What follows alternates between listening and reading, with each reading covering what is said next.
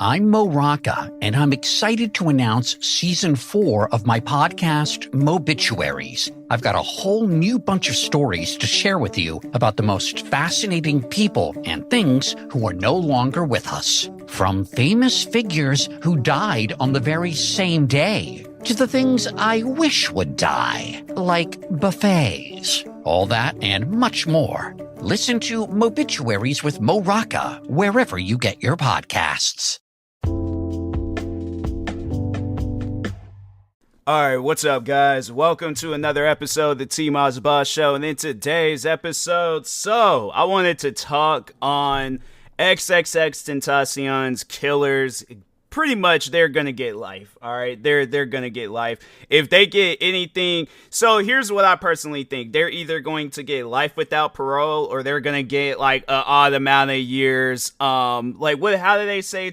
So they'll be all, 25 years to life. Meaning, after 25 years, I think that's how that works. Or it's, after 25 years, you're up for parole. But if you get denied, then yeah, you're just gonna have to continue spending the rest of your life in prison. And I personally think that with all the evidence, I don't think that those guys will ever get, unless, here's the thing. I think when they get paroled, it will be when they're 80 something years old, when they can't do no harm to nobody. And they just gotta, sit around and tell interviews and do all that other extra stuff. But yeah, other than that, I personally don't think that those guys are going to be getting out anytime soon. But for those that don't really know about that whole case and what went down on that tragic day, so to just kind of give y'all a little bit of a backstory on why this case was so important to me, I was a fan of XXXTentacion. I listened to that man's music every day before I went into work. So when I had worked at that cafe in Seattle, I would listen to at least one of his songs,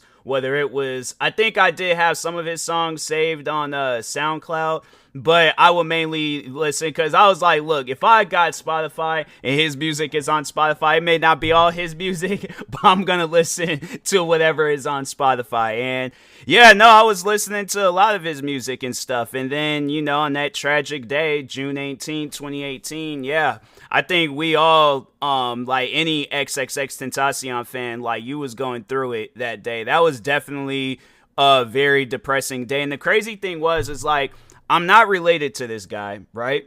I never met him, all right? I've only known about him for a short period of time. Why did this have such a big effect on me, as if this was one of my closest friends? And the reason why I would say that is because he was somebody that I could relate to.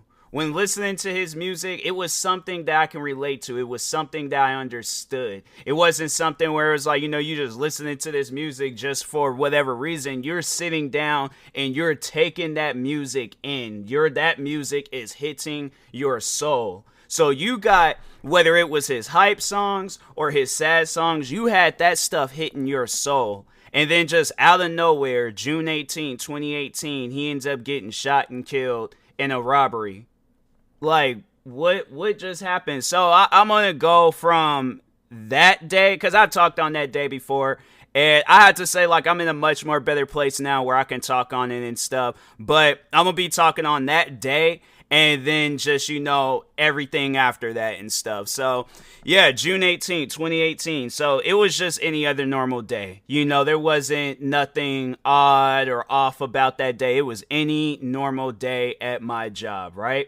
So I'm getting off work, and something started feeling different after work and stuff. I remember leaving work, and it was the vibe just, it felt different. It didn't feel like any other normal day. I had to say that whole day up until that moment. And I think that's when it was I was getting, I think my body was bracing for it. It was almost as if my body knew that my mood was just going to change and stuff. So anyways, I remember standing at my bus stop. And when I stand at my bus stop, I'm listening to my music. I'm waiting for my bus. I'm not going through my phone. I'm not doing nothing. I'm just standing there waiting.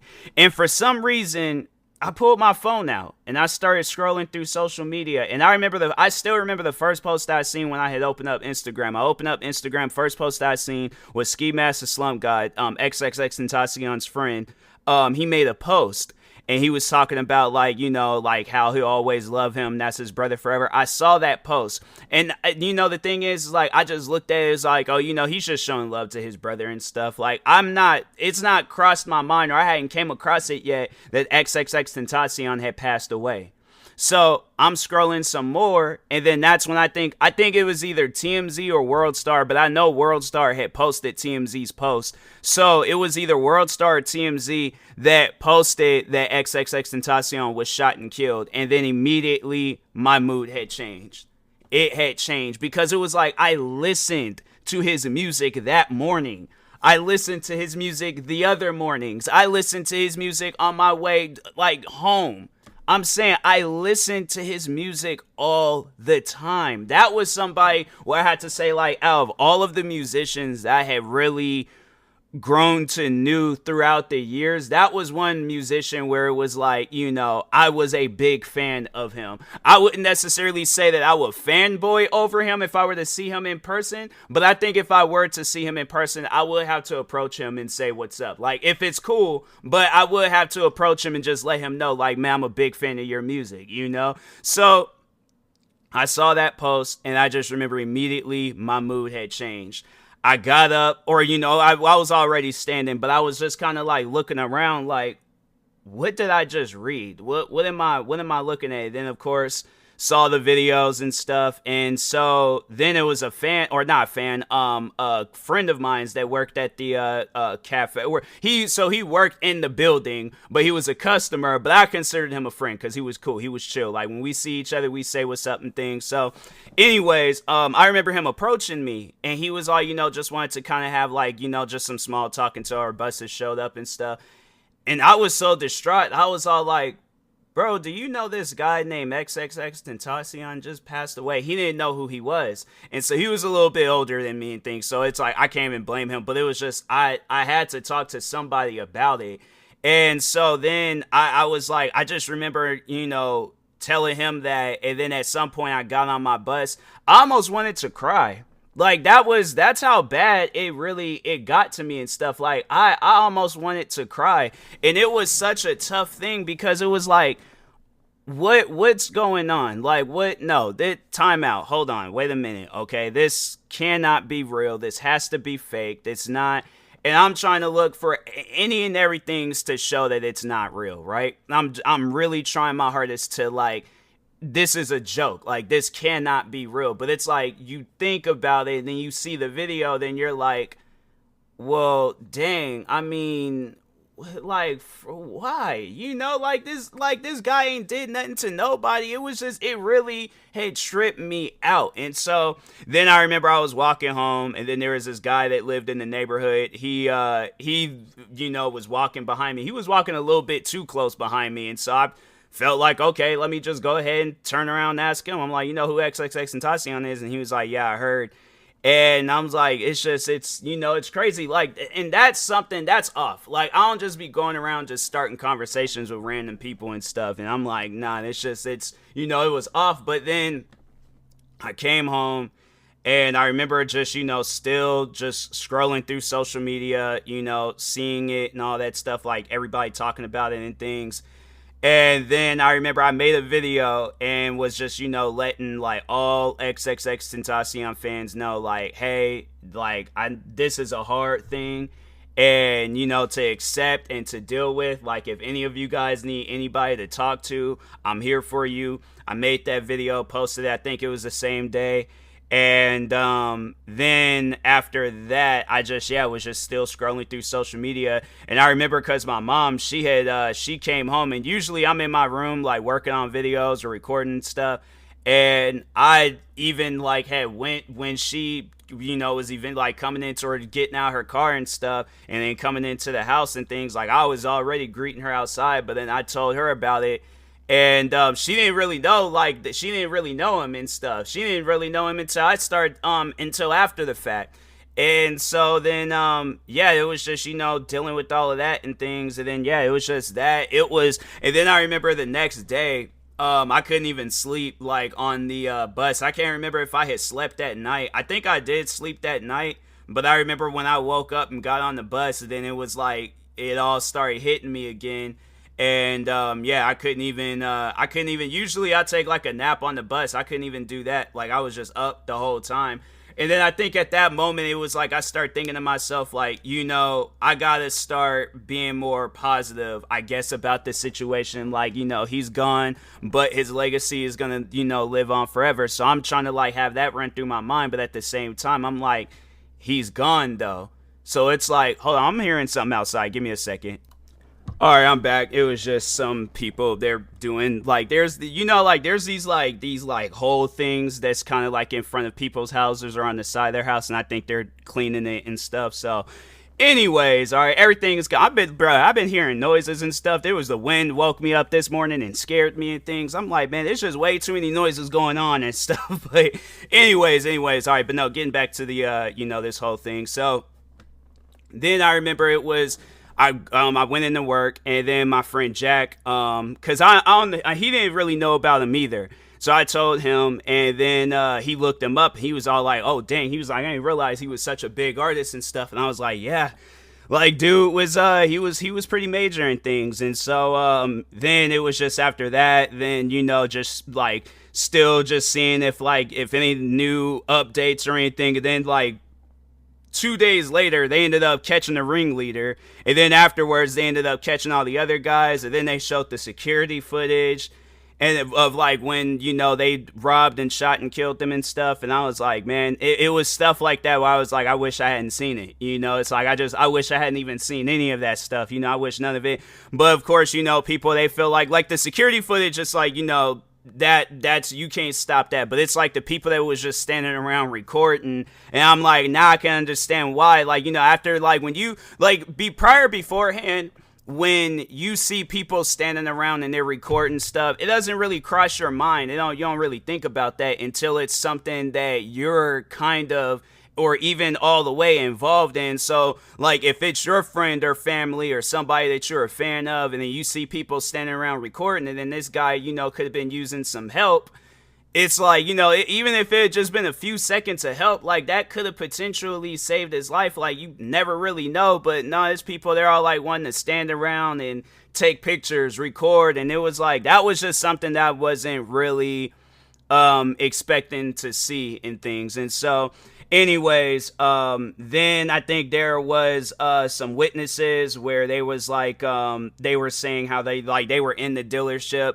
And I remember there was one of the witnesses, like their account was like really blowing up. And so I think I had followed them. And then there was another person that they was like linked to. I think, I can't remember how it was like all linked together, but there was another person that was linked to the, I don't think they were I think they were one of the witnesses, but they were just going live on. So there was a witness that was telling the story, but he was on another person's Instagram account. So not those two. It was a separate person that was friends, I believe, with those individuals. And so I think it was the witness. I remember they had, it's, in a way all gonna like fall in place, because I know people are like, well, wait a minute, what's all this witness stuff talking about and things? But because I feel like I'm getting off subject, but at the same time I'm still on subject. But anyways, so I think it was the one that was with the social media account, not the one that was telling everybody what had happened. The one that was going live on the person's social media account. They just randomly had disappeared. So I was kind of like wondering, what's going on, what happened with them and things. And then that's when I had messaged another, now I can call him a friend, because, it's somebody where it's like besides, XXXTentacion, like me and this individual, like we have like talked to each other about our personal lives. So I had to say, like, even though X had passed, there was like blessings that came along with it, blessings that was like, for one, being friends with somebody, then also like, the individuals involved that, killed XXXTentacion, they all got caught and they all in, getting ready to get sent to prison and stuff. So, and that's somewhere it's like, if they like, and just to talk to those guys real quick, because, that was one thing that bothered me when I remember after the guys had got caught. that I think it was the ringleader, the one. So if you seen the security footage when the two guys, so they had like walked in and was spying on XXXTentacion and stuff, waiting for him outside the dealership, all that stuff. So they knew what they were doing, right? So it was not the one, so it wasn't the, for those that have been following the case, not the one that snitched, all right? It was the Dedrick Williams guy, right? So his brother, I think it was him, it was his brother that comes out on social media and was getting on people for going off on Dedrick Williams. And that's what confused me, where it was like, why are you defending your brother and he was a part of somebody's murder? And then now knowing that he's the reason why, like, those guys was all out minding their own business. I mean, if they wanted to do robberies, then, you know, okay, whatever. Still, they took this man's life. All four of them, all right? And I know the one that snitched and he was all like, but that's the thing though, where it's like, it could have been stopped. It could have been prevented. He could have did more. But at the same time, that was the friend that I ended up befriending out of this whole situation. She told me that, like, you know, peer pressure is a killer. And I'm like, I guess that is true. But at the same time, it's like that whole situation could have been avoided. So it's like, so he's pretty much condoning what his brother did. And it's like, fam, imagine if that would have been your brother. How that made you feel? So that's why I'm like, there ain't no defense for these guys. These guys was caught on camera. Their cell phone recordings was at the dealership when XXXTentacion got killed. They wasn't there shopping for no bikes or anything. If that would have been the case, then you would have seen them standing around looking for bikes. So then that's another thing that people are like, if they're really trying to defend these guys, it's like, okay, so explain this one, right? Why is it that the two guys, because either way, let's say if they were in there, you know, looking to buy bikes and stuff, right? They all was in the same car. I'm pretty sure cops had caught that, where they were all on the same car, them ditching the cars, all that stuff. They got those guys on camera, flashing the money, all that stuff. So here's the thing, right? Here's you know, where I kind of wanted to be, you know, a little detective in this case, right? So let's say the two that did walk in, they wasn't there to rob XXXTentacion, right? Okay, whatever. They wasn't there to rob XXXTentacion. But the two guys that did get out of the car, walked up to XXXTentacion's car, robbed, shot, and killed them. How do they know the two guys? And that ain't on some stuff. I ain't even trying to hear that, where they're all like, oh, it's a small world. No, it is not a small world. They knew what they were doing, all right? There's no way about it. And it's funny because, like, if you watch some of the moments of the court case, you could just see in the judge's face, like, when the attorney for those guys, when he'd get up and start talking, the judge did not look like, he looked like he did not want to hear anything that attorney had to say. So that's why it really, I shout out to the judge, shout out to the attorney that got those guys, that had got them guilty in the first, you know, in that whole case and things. It was like I can't remember her name, but it was some black woman, but shout out to her, you know, shout out to the fans, shout out to everybody. Because I'm like, this was something, and the thing is, I love the fact that they had to wait so long for it too. You know, it was like just that, like, you know, not knowing what's going to happen. They're probably thinking, oh, well, they probably can't find a whole lot of evidence. All that evidence was shown in the past, like, I think it was like a month or something of how long this case was. Now, I didn't like that the jurors had took forever to find them guys guilty. And I'm like, what more evidence do you guys need to see? But I did like the fact, though, that it was like, you know, yeah, they did find them guilty, you know, because there was just way too much evidence to overall, like, you know, on those guys. So it was like, there's no way possible that those guys couldn't have not been found guilty. So yeah, I'm happy. You know, it's unfortunate that XXXTentacion passed away, but I am happy that his killers are most likely going to get life in prison. So anyways, and that being said, I will talk to y'all later. I will not be doing no promos for this episode because it was a serious episode. But anyways, thank you guys for watching and or listening, and peace.